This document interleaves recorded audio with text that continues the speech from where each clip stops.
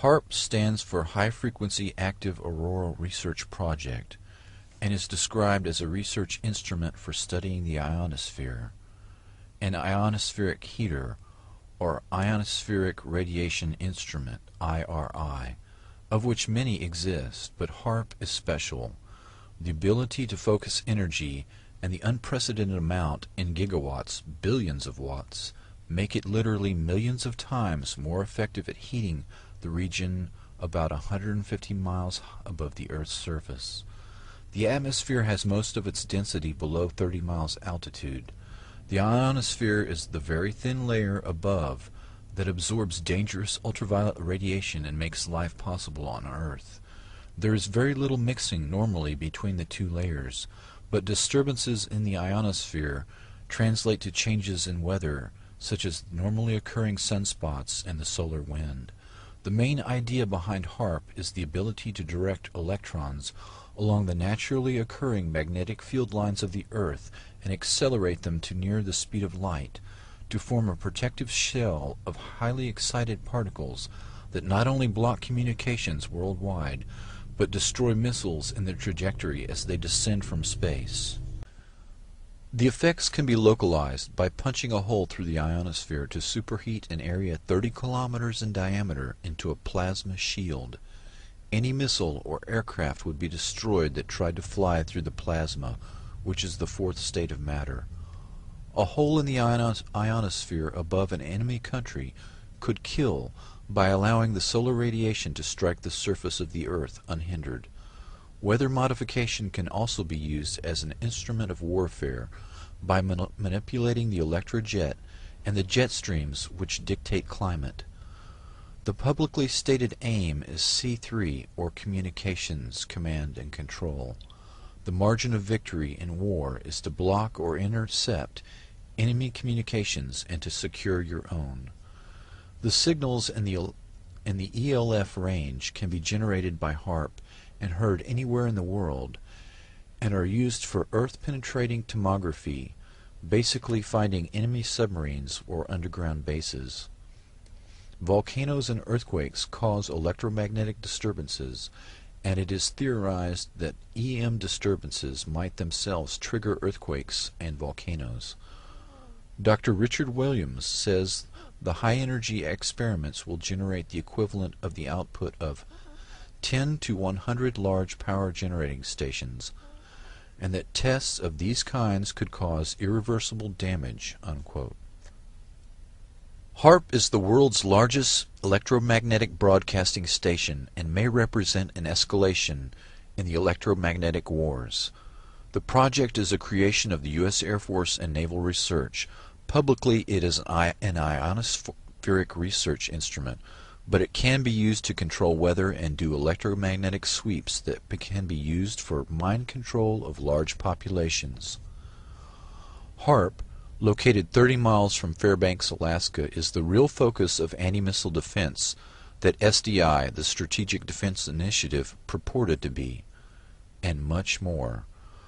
The public patent was titled A Method and Apparatus for Altering a Region of the Earth's Atmosphere, Ionosphere, and Magnetosphere.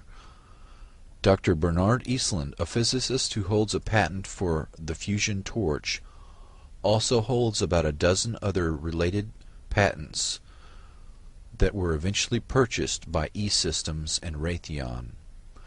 Patent number 4686605 claims the following uses: cause total disruption of all forms of communications over a very large portion of the Earth, missile or aircraft destruction, deflection or confusion, weather modification by altering solar absorption, also altering composition of the atmosphere.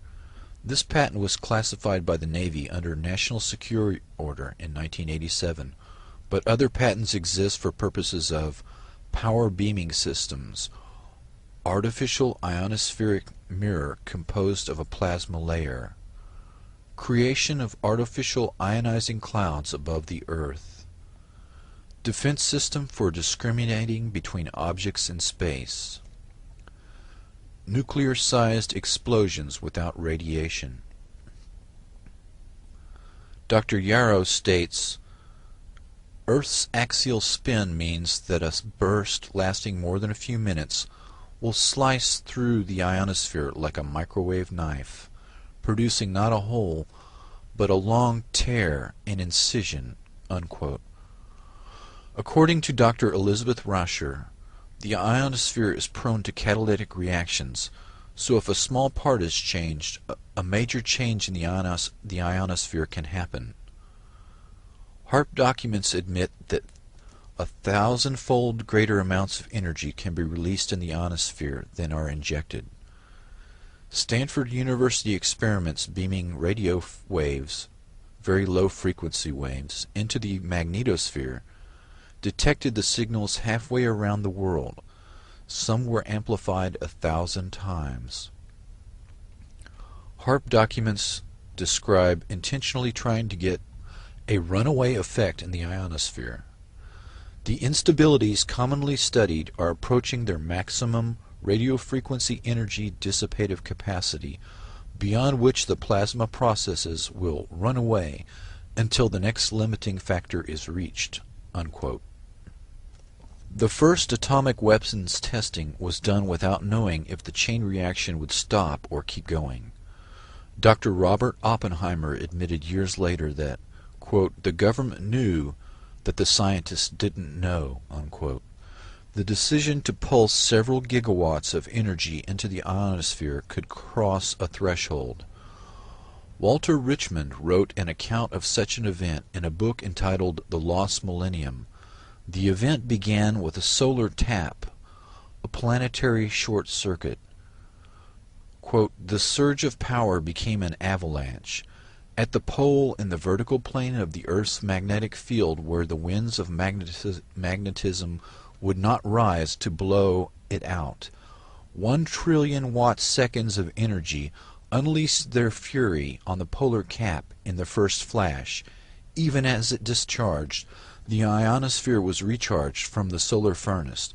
The first flash became a mighty roar that poured an increased and now steady stream of energy through the now stabilized short circuit. Kilocubit after kilocubit of frozen wasteland boiled.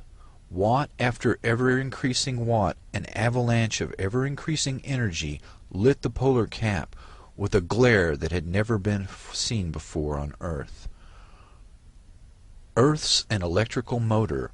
When the motor began to run wild, it would increase its rotational speed.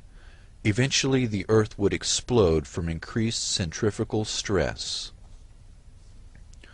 Dr. Teller tried to sell Alaska on Project Plowshare, the use of 6 thermonuclear weapons to excavate a harbor at Cape Thompson, Alaska. In 1987, Dr. Edward Teller returned to Alaska to propose the installation of a laser-like weapon system on the north slope of Alaska. The weapon system Dr. Teller was trying to sell was classified and would not openly be discussed, but the presentations indicated this Star Wars weapon was in fact Haarp. In 1995, Congress killed funding for Star Wars, but Haarp continues as the ultimate SDI radio frequency radiation weapon.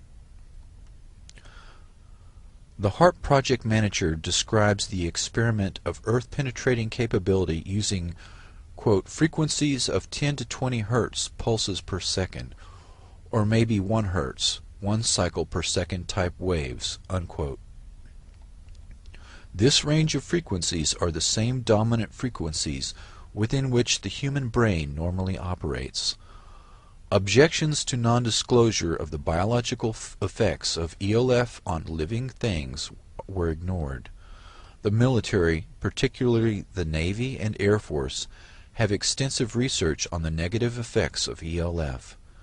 These effects have been well documented, but the government easily deflects public concern by playing down the effects and minimizing the risks. This is the same method used for other military systems, including nuclear weapons tests, LSD experiments, and radiation experiments, all carried out on unknowing subjects under the guise of national security.